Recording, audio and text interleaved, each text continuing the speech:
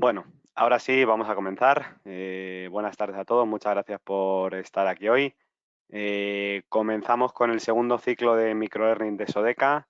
Como sabéis, y si no lo sabéis os lo cuento un poco, son estas formaciones muy puntuales, muy prácticas, dedicadas a temas muy concretos de actualidad y bueno, que pretendemos que tengan una duración de 30 minutos, muy sintetizadas, que se puedan ver rápido y que bueno, nos permitan aprender algo referente a sistemas de ventilación, que es a lo que nos dedicamos nosotros.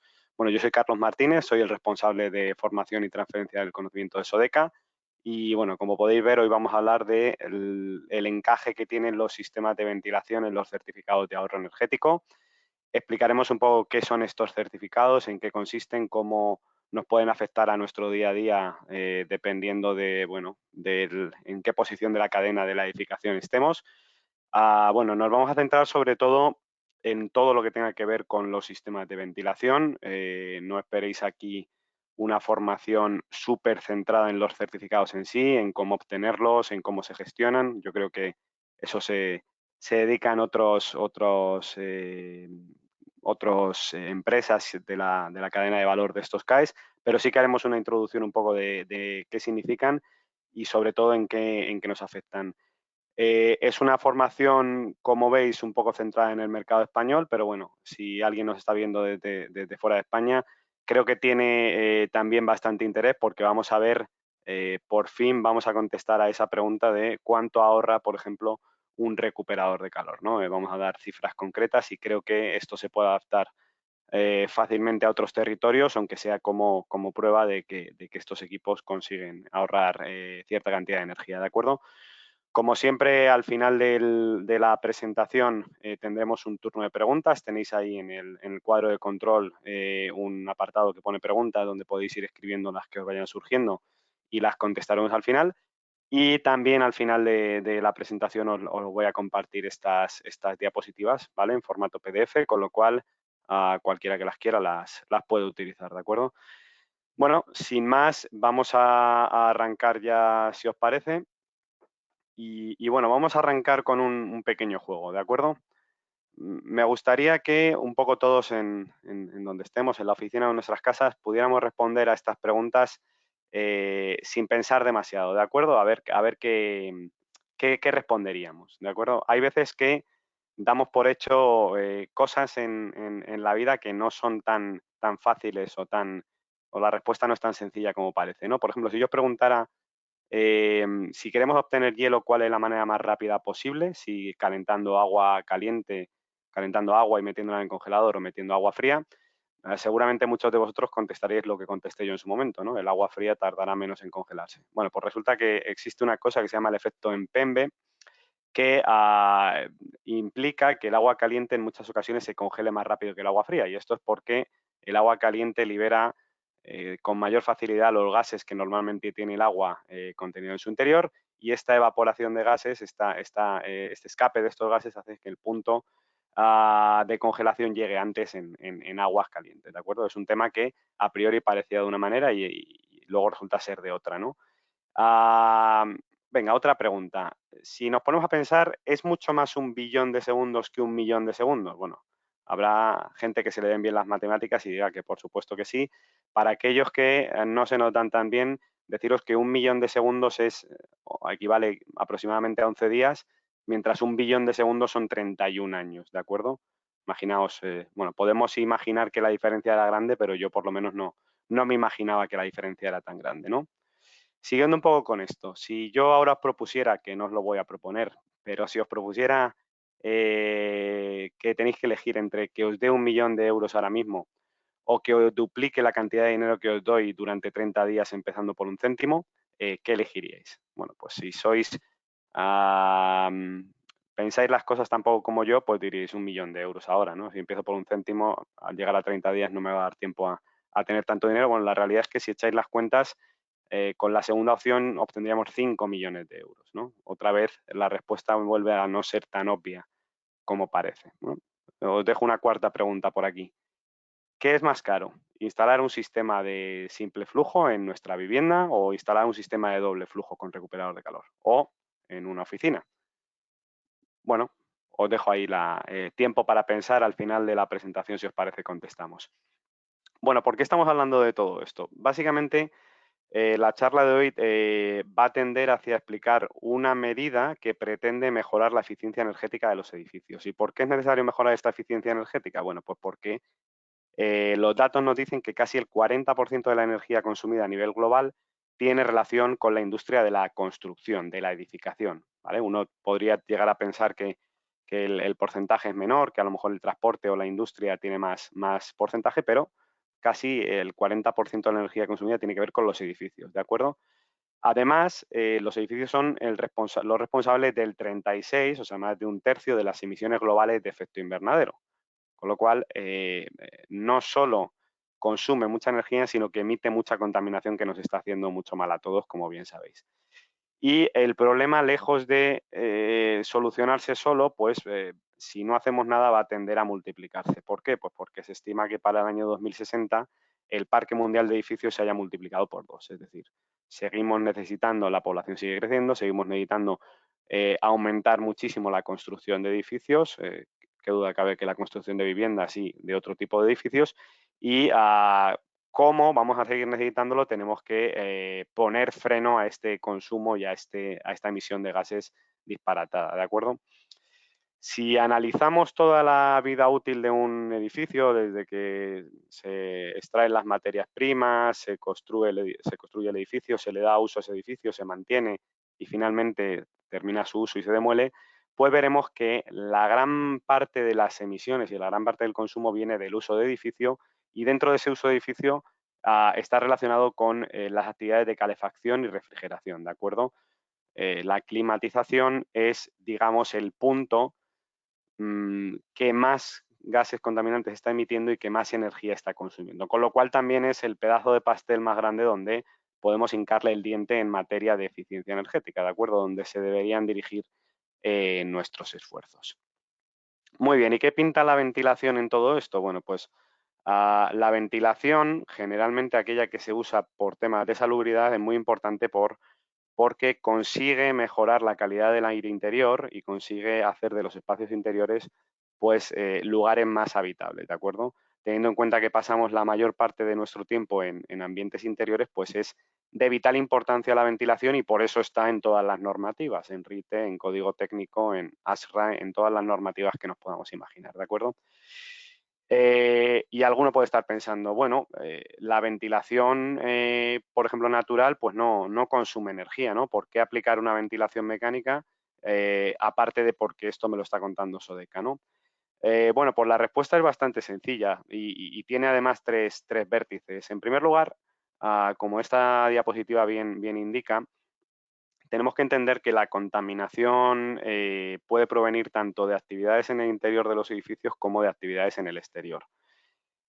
Hay contaminantes típicos de interior que dependen un poco de nuestro comportamiento. Nosotros emitimos ciertos contaminantes, por ejemplo, microbiológicos, respiramos, la humedad que generamos. También hay compuestos orgánicos volátiles debido a los materiales de construcción y a los materiales de limpieza que utilizamos. Y por otro lado, partículas en suspensión. ¿Qué ocurre? Que en el exterior muchas veces hay los mismos o más contaminantes. Es decir, si nosotros aplicáramos la ventilación natural, aparte de que es un acto de fe, que eso no es un tema que nos atañe hoy, pero que aparte de que es muy difícil asegurar una ventilación continua con ventilación natural, bueno, pues muchas veces vamos a estar sustituyendo contaminantes exteriores por contaminantes interiores. El exterior también está muy contaminado de partículas en suspensión, contaminantes químicos, etcétera, etcétera, etcétera.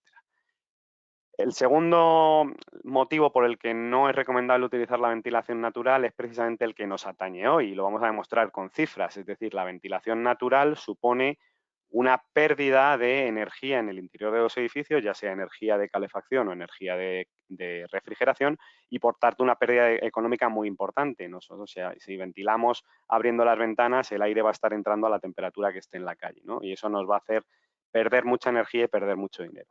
Y en tercer lugar, porque ventilando de manera natural, pues aparte voy a introducir ruidos, olores o todo lo que pueda ser molesto que haya en el exterior, ¿de acuerdo? Por eso una ventilación mecánica y controlada es lo más recomendable siempre, por todos esos puntos, ¿de acuerdo?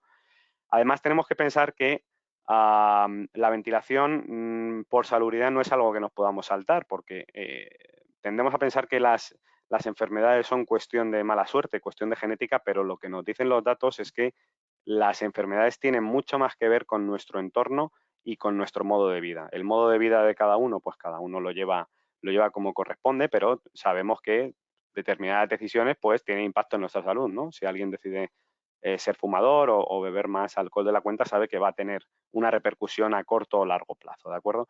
Pero del entorno, de dónde vivimos, de dónde trabajamos, de dónde vamos a los lugares de ocio, somos responsables, pero también es responsable, yo creo que gran parte de los que estamos esta tarde aquí, ¿no? Los que nos dedicamos a todo lo que tenga que ver con la edificación. Es decir, que la construcción de edificios saludables, pues evidentemente tiene un impacto en la vida de las personas, ¿de acuerdo? Y esto es algo que nunca debemos olvidar cuando estemos pensando en este caso de lo que estamos hablando, diseño de sistemas de ventilación. Y llevamos 8 minutos o 9 minutos hablando y alguno no me ha escuchado todavía hablar de los CAEs. Vamos a hablar de ellos. Lo que pasa es que a mí me parece interesante hacer esta introducción porque los CAEs es un tema de dinero, pero en realidad es un tema de mucho más. Es un tema de eficiencia energética, es un tema de salud y yo creo que también debemos tener este proceso interno de pensar en estos beneficios, ¿de acuerdo? Bueno, pues dentro de los sistemas de ventilación, los que son más completos y los que además van a aparecer en las fichas CAES y nos van a permitir ahorrar dinero, ahorrar energía y mejorar la calidad del aire son los recuperadores de calor, ¿vale? El recuperador de calor es el sistema de ventilación más completo que hay actualmente.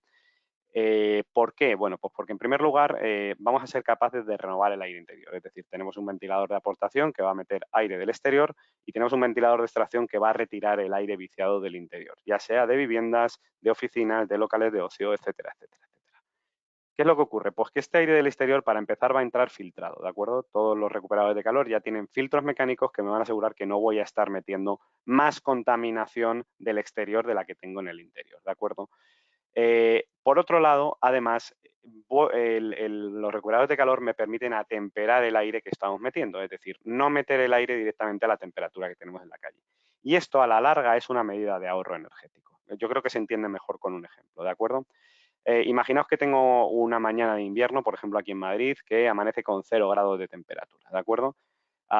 Sin embargo, en el interior, pues por la calefacción que la he dejado encendida, aunque sea al mínimo, nuestra respiración, nuestra presencia, hemos logrado tener, gastando energía y gastando dinero, una temperatura de 20 grados, ¿de acuerdo? Bueno, pues lo que hacen los recuperadores de calor es cruzar, no físicamente, sino cada uno por su carril, pero están en contacto los carriles directamente, estos dos flujos, ¿no? El flujo de aportación a 0 grados y el flujo de extracción a 20 grados. Aquí lo que se produce es un intercambio de energía, porque la física nos dice que el fluido que está a mayor temperatura va a ceder energía al que esté a menor temperatura. La consecuencia de todo esto es que el aire, además de estar introduciendo un aire limpio y fresco del exterior, lo voy a estar introduciendo dependiendo de la eficiencia del intercambiador, pongamos a 16 grados centígrados. ¿Qué significa esto? Pues que el salto térmico que yo tengo que dar para llegar a los 20 grados que yo le he fijado como punto, como set point a mi calefacción, ya es solo de 4 grados, ¿de acuerdo? Aquí es donde se ve claramente cómo los sistemas de ventilación con recuperación de calor consiguen ahorrar energía en climatización, es decir, este ejemplo lo hemos puesto para calefacción, pero también en refrigeración.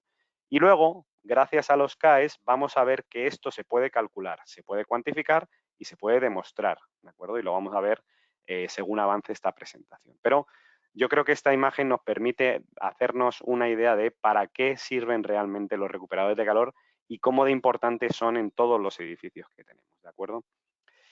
Bueno, una vez hemos establecido qué es un recuperador, qué hace, vamos a ver qué tipos de recuperadores podemos encontrar, ¿de acuerdo?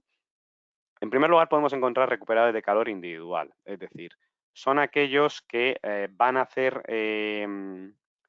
digamos, van a hacer servicio a una sola estancia en concreto. Si consideramos como estancia, por ejemplo, una vivienda dentro de la vivienda tiene más habitaciones, pero existen recuperadores de calor individuales para este tipo de unidad, ¿de acuerdo? Pueden dar sobre todo para viviendas, pero también, por ejemplo, para habitaciones de hoteles, residencias de estudiantes, etcétera, etcétera, ¿de acuerdo?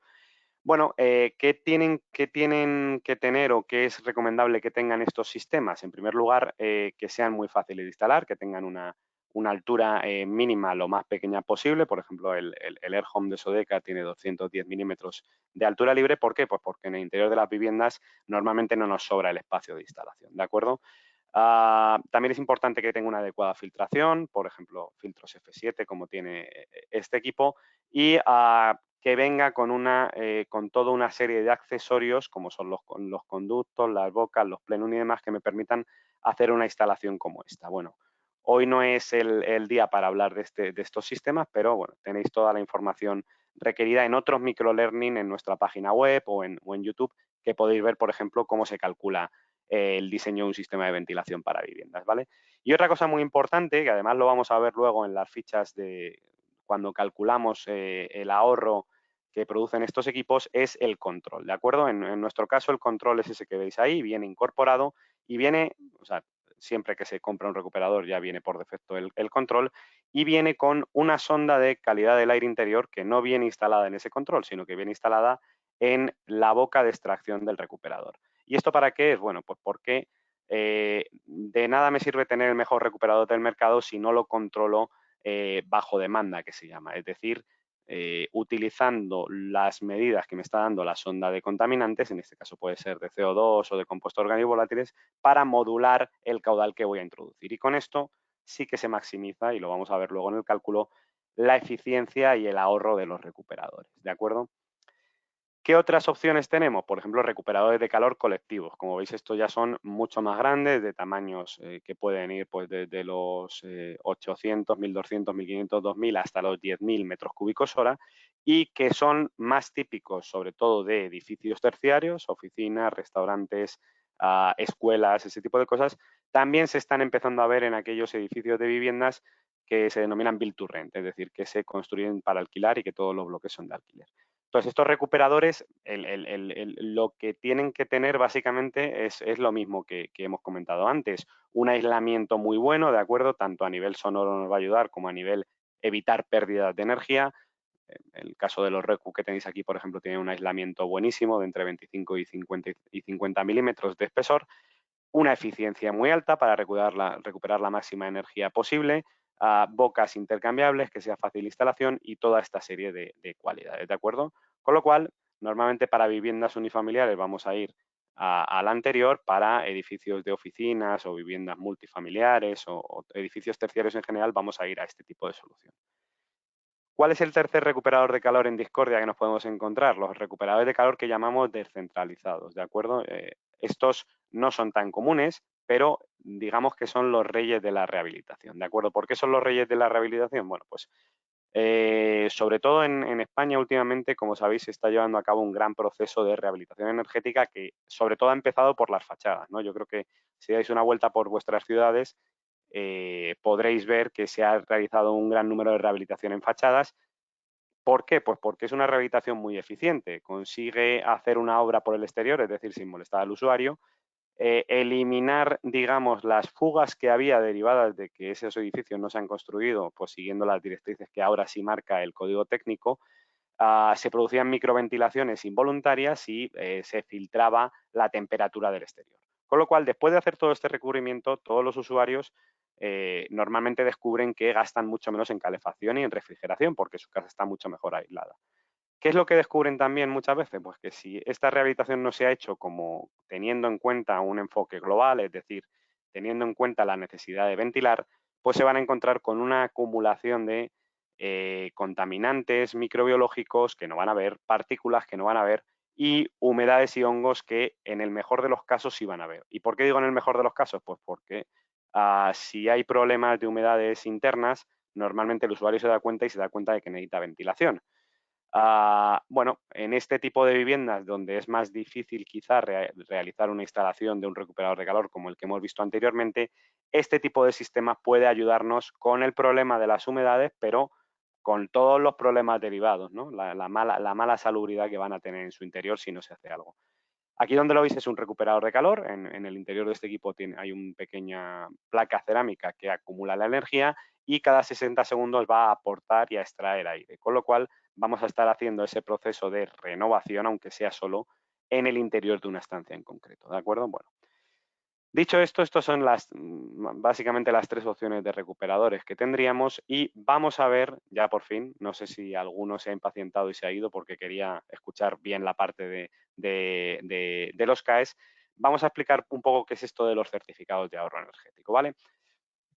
Bueno, pues esto nace de una acción del Ministerio de Transición Ecológica que quiere darle a los sujetos obligados otra opción de la que normalmente estaban aplicando para pagar una serie de tasas. ¿De acuerdo? Vamos a explicarlo mejor. Bueno, hasta 2023, todos los sujetos obligados, llámese las grandes energéticas, ¿vale? Ponerle el nombre que queráis, Repsol, Endesa, Energy, como queréis llamarlo, ¿de acuerdo? Estaban obligadas a pagar un porcentaje de sus ganancias al Fondo Nacional de Eficiencia Energética.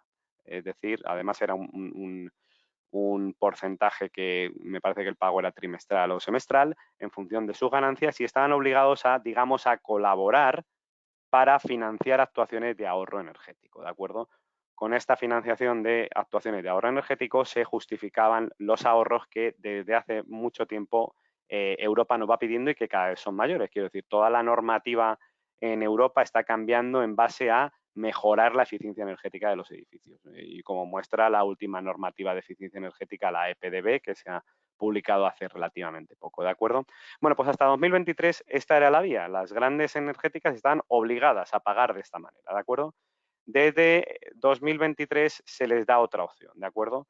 Lo que pueden hacer es comprar certificados de ahorro energético a ahorradores energéticos para así justificar los ahorros directamente a Bruselas.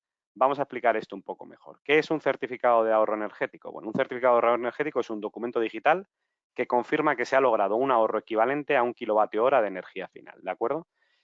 Entonces, esto funciona, algunos se acordarán, como la compra de emisiones de hace unos años, ¿de acuerdo?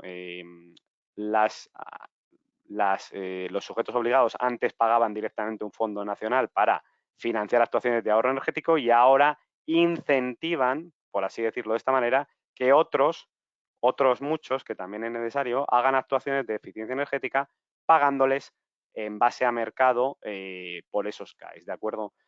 ¿Qué beneficio obtienen ellos? Bueno, pues vamos a ver un poco desde abajo hasta arriba, bueno, de arriba hasta abajo, qué actores pueden participar en este sistema de certificados de ahorro energético y así entendemos un poco qué gana todo el mundo, ¿de acuerdo?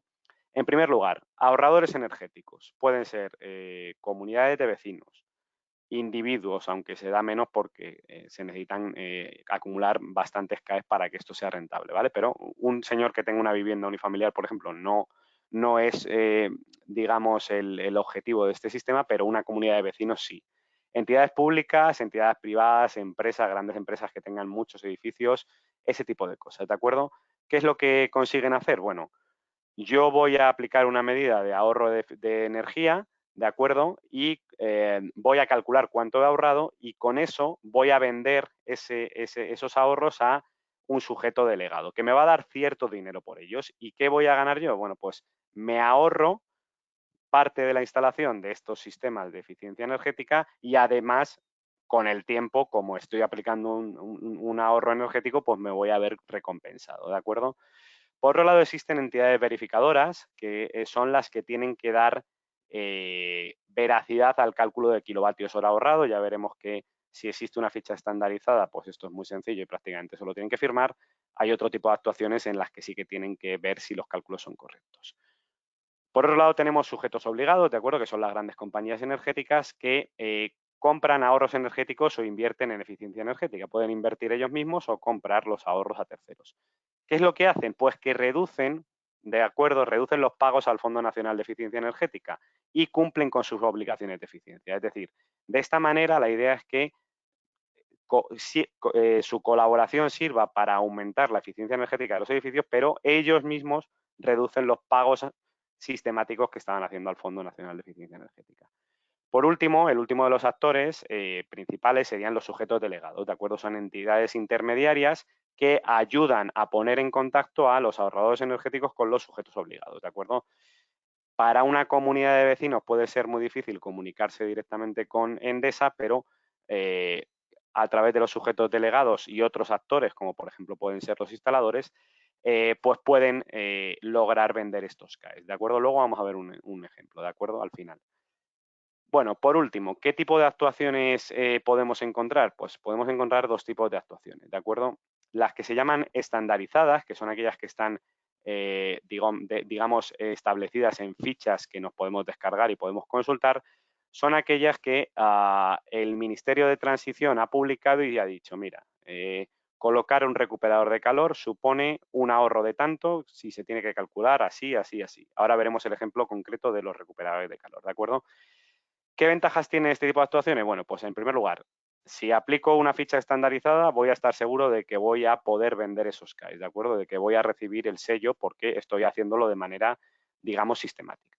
Y además, la verificación es muy breve y económica. No vale mucho contratar al verificador, ¿de acuerdo? Además, normalmente los usuarios finales no pagan nada, quiero decir, solo ganan beneficio y esta verificación es muy breve y económica.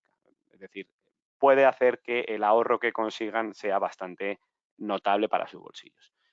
Otro tipo de actuaciones son aquellas que se llaman actuaciones singulares. Es decir, si yo sé que hay un proceso que ahorra mucha energía, por ejemplo, un proceso industrial, pero todavía no tiene una ficha estandarizada, puedo hacer una actuación singular.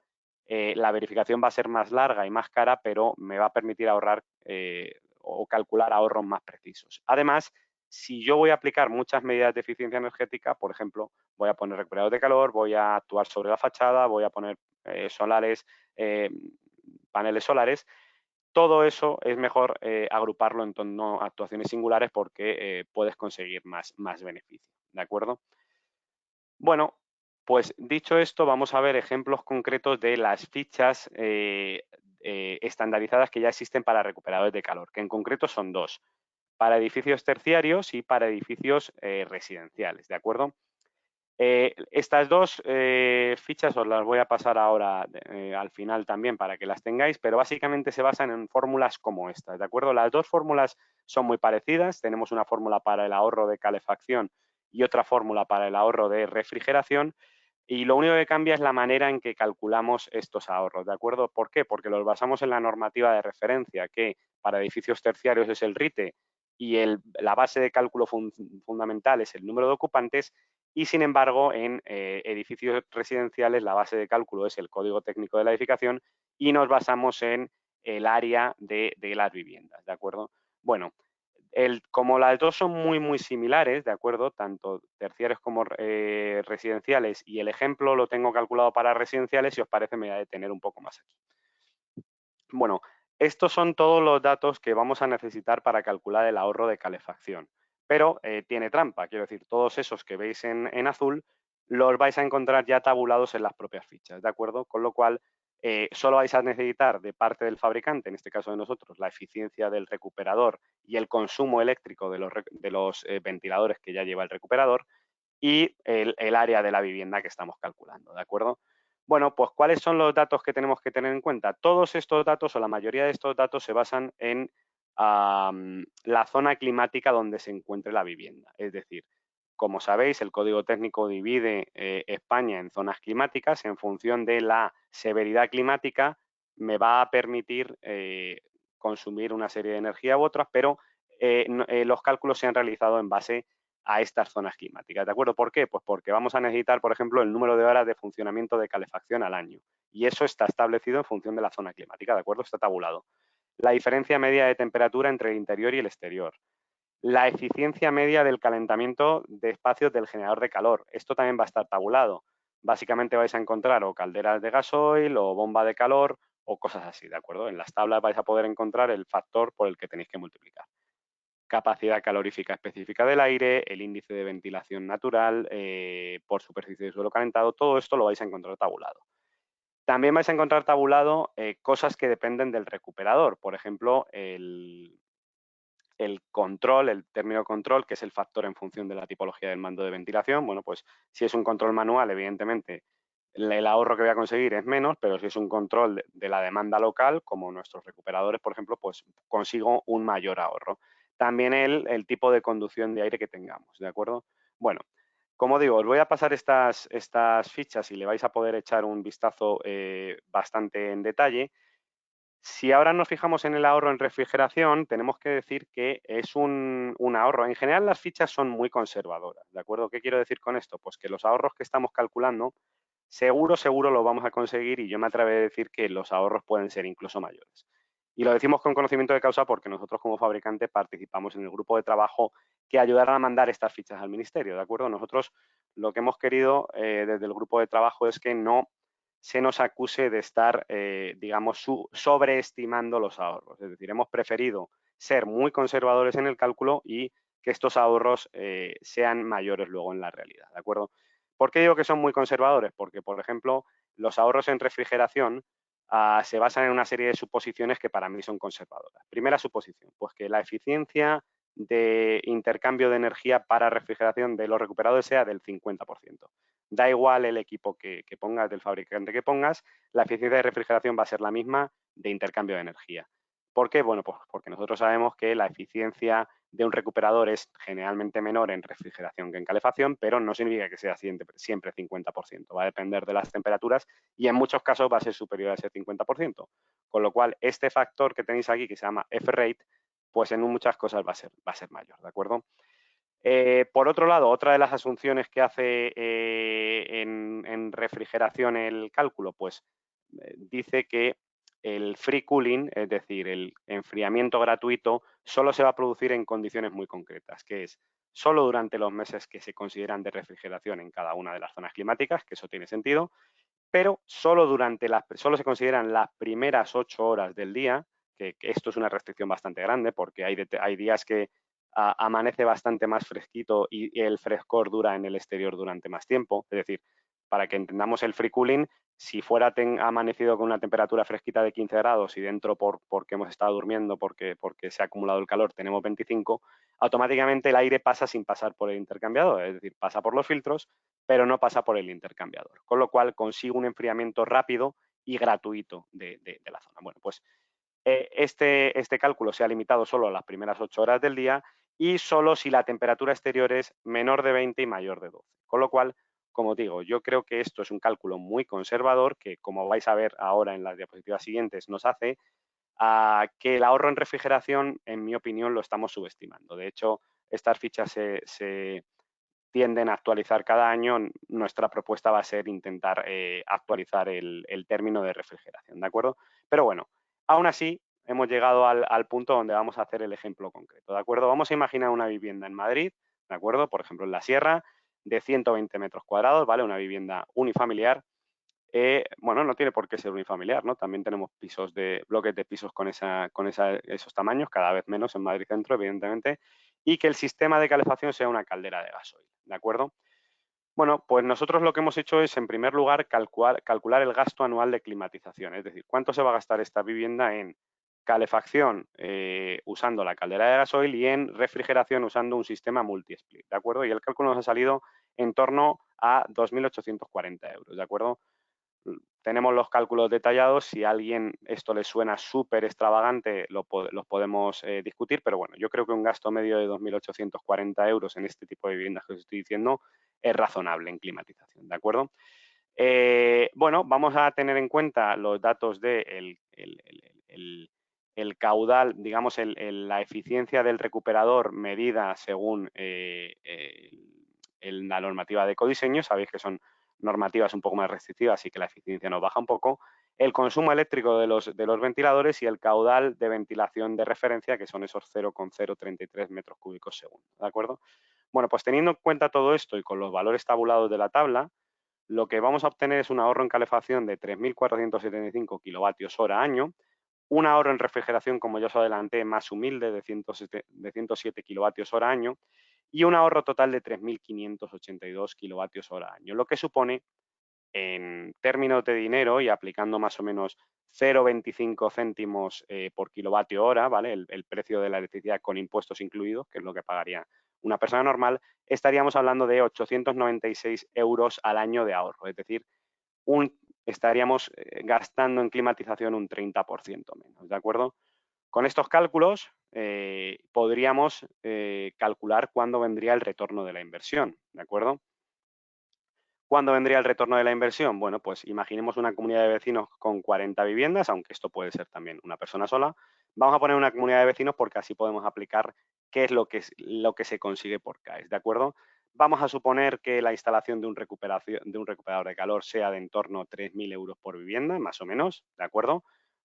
Algunas veces será 3.500, otras veces será 2.500, pero en torno a 3.000 euros por vivienda, ¿de acuerdo? Y vamos a calcular cuál sería el precio de venta por CAE. Bueno, pues con ese ahorro que hemos conseguido de 3.500 kilovatios hora al año, hay algunos CAEs que se están pagando en la actualidad a 0,10 euros el kilovatio hora, ¿vale? El precio al que se pagan los CAEs depende de la oferta y la demanda, quiero decir, cada comercializadora puede fijar un precio concreto, ¿de acuerdo? Por esas 40 viviendas tendríamos un ahorro de 14.328 euros. Es decir, de esos 3.000 euros por vivienda, cada persona podría ahorrarse 358 euros en la instalación. Esto muchas veces suele ser así, ¿no? Se negocia, por ejemplo, el instalador negocia con un agente secundario la venta de los CAEs y así puede hacer esta rebaja y se fomenta, de hecho, que se elijan opciones como el recuperador de calor, ¿de acuerdo? Bueno, pues si calculamos el retorno de la inversión, vemos el coste de la inversión, 3.000 euros menos 358 entre 896 euros al año que se ahorra, vemos que tenemos un retorno de inversión de en torno a los 3 años. ¿Por qué es muy interesante el tema de las fichas CAES? Bueno, pues porque tenemos una forma de calcular de manera bastante fidedigna cuál va a ser el ahorro de los recuperadores de calor y como veis, aunque no le quitáramos esos 358 euros de los CAES, nos quedaría un retorno de la inversión cercano a los 3 años, lo cual es muy buena noticia porque en 3 años habríamos recuperado la inversión y ya solo estaríamos ahorrando dinero. ¿De acuerdo? Bueno, para terminar, simplemente recordaros que desde Sodeca intentamos dar servicio a todos los tipos de sistemas de ventilación que nos vamos a encontrar en los edificios. Hoy hemos hablado de esos azulitos que veis de la parte de salubridad, pero bueno, si nos conocéis sabéis que también somos especialistas en ventilación de parking, sobrepresión de escaleras, ventilación industrial y todo ese tipo de cosas, ¿de acuerdo? Con lo cual, solo nos queda deciros que para cualquier proyecto de diseño que tenga que ver con sistemas de ventilación, pues que contéis con nosotros para ayudaros, para realizar el diseño, para realizar las consultas que creéis pertinentes, porque tenemos un equipo de proyectos fantásticos detrás, ¿de acuerdo? Bueno, sin más, espero que os haya resultado útil. Como veis, son temas que intentamos hacerlo de manera rápida, de manera concisa. Voy a ir subiendo la presentación y las fichas que os haya prometido y si tenéis alguna pregunta, por favor escribirla y vamos con el turno de preguntas ahora mismo, ¿de acuerdo? Bueno, voy a subir la presentación ahora mismo, ¿vale? La vais a poder descargar en breves instantes. Bueno, y podéis ir escribiendo las preguntas que os surjan, ¿de acuerdo? Bueno, vale. A ver, ya se está subiendo la presentación. Os voy a subir también las fichas como hemos comentado, ¿de acuerdo? Y enseguida pasamos al turno de preguntas. Venga, voy a subir la ficha de residencial y la ficha de terciario, recuperadores terciarios. Vale, aquí la tenéis. Bueno, ya deberíais tenerlas todas para poder descargar en el apartado documentos, ¿de acuerdo? Si a alguien le da problemas por lo que sea, me puede escribir después y yo se la mando, ¿de acuerdo? Bueno, pues si os parece, vamos con el turno de preguntas. Venga. Mira, me pregunta David Moral qué dato de ser has usado para el cálculo del K en refrigeración. David Moral, gracias David por tu pregunta. Es un dato que viene estándar en la ficha técnica, perdón, en la ficha CAES. No recuerdo exactamente cuál es, no sé si es 3 o 4, pero por ahí debe andar, ¿de acuerdo, David? Es un dato que en la ficha viene explicado porque por motivos de comodidad para el cálculo se deja fijado, ¿de acuerdo? Ya sabemos que depende de la refrigeración, pues tendrán un SER u otro, pero en ese caso ese es el que se ha utilizado, ¿de acuerdo? Más preguntas. No sé si quedan más preguntas. Vamos a esperar un poquito. Parece que o bien lo habéis entendido todo o bien estáis tímidos, ¿de acuerdo? A ver. Vamos a ver. Vale. Sí, como os digo, como os he mandado las fichas, ahí podéis ver un poco con más detalle en qué se han basado los cálculos, ¿de acuerdo?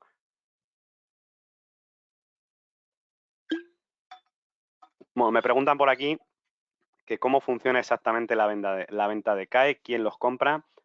Vale, en teoría los que tienen que estar, el mercado es para los sujetos obligados, ¿de acuerdo? Los tienen que comprar estas grandes empresas energéticas, Repsol, Endesa, etcétera, etcétera.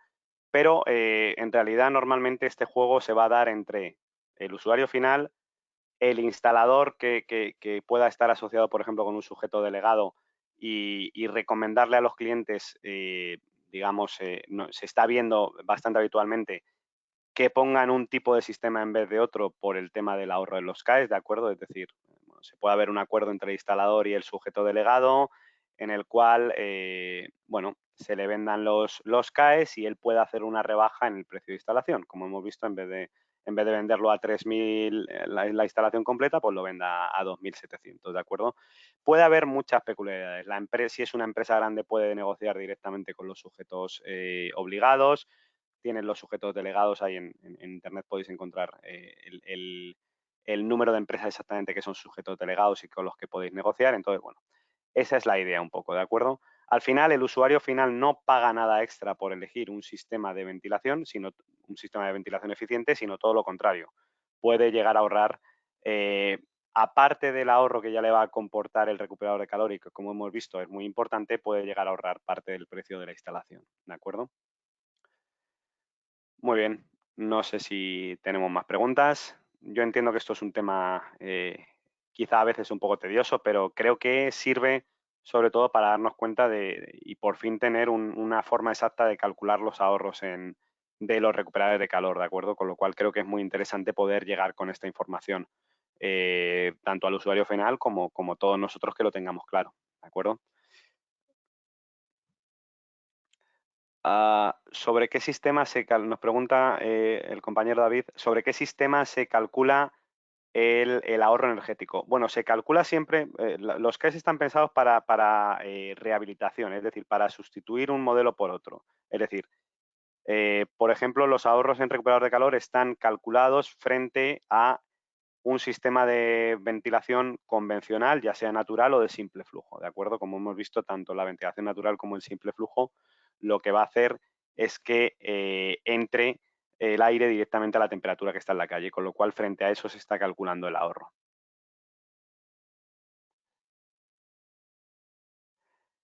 Eh, Nos pregunta también David Moral, ¿el ahorro que sale de los CAE es extensible al certificado de eficiencia energética o es un cálculo totalmente independiente? Dice él que entiende que es independiente. Sí, es independiente. Por desgracia todavía no se llegan a mezclar estas dos cosas.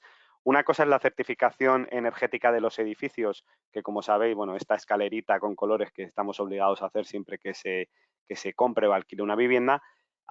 Estos ahorros, de hecho, se hacen, lo hablamos en otra formación que dimos, estos cálculos se hacen, de hecho, con unos programas informáticos autorizados por el ministerio, ¿no? Puede ser CERMA, puede ser LIDER, y de hecho muchos de ellos lamentablemente están muy restringidos a la hora de introducir recuperadores de calor. Es decir, nosotros ya desde Sodeca, hace un tiempo que venimos, por ejemplo, comentando que el único de estos programas que se pueden utilizar, aunque la gran mayoría use LIDER o C3X, el único que parece que calcula razonablemente bien los ahorros de un recuperador de calor, tanto doméstico como terciario, es CERMA, ¿de acuerdo? Por eso nosotros siempre recomendamos este programa para utilizarlo. Entonces, lamentablemente, David, no son los mismos ahorros. Yo creo que deberían aplicarse, y creo que será el plan, ya que se ha hecho un trabajo razonable de ver cómo se puede calcular los ahorros para tener una ficha estandarizada, pues lo suyo sería extrapolarlo a estos certificados de eficiencia energética. Pero de momento no, el cálculo es independiente. Muy bien, no sé si tenemos más preguntas. Si no, bueno, emplazaros. Este ha sido el primero de los 3 nuevos microlearning que vamos a dar en lo que queda de semestre, ¿de acuerdo? Tenemos pendiente a finales de octubre otro microlearning de diseño de sistemas de ventilación en almacenes de productos químicos, ¿de acuerdo? Y en noviembre tendremos el de sistemas de ventilación para la mitigación del gas radón, ¿de acuerdo? Como siempre, lo vais a tener disponibles en nuestra página web y en nuestro canal de YouTube. Gracias a todos por participar hoy y espero que os haya resultado útil e interesante. Nos vemos en la siguiente. Gracias.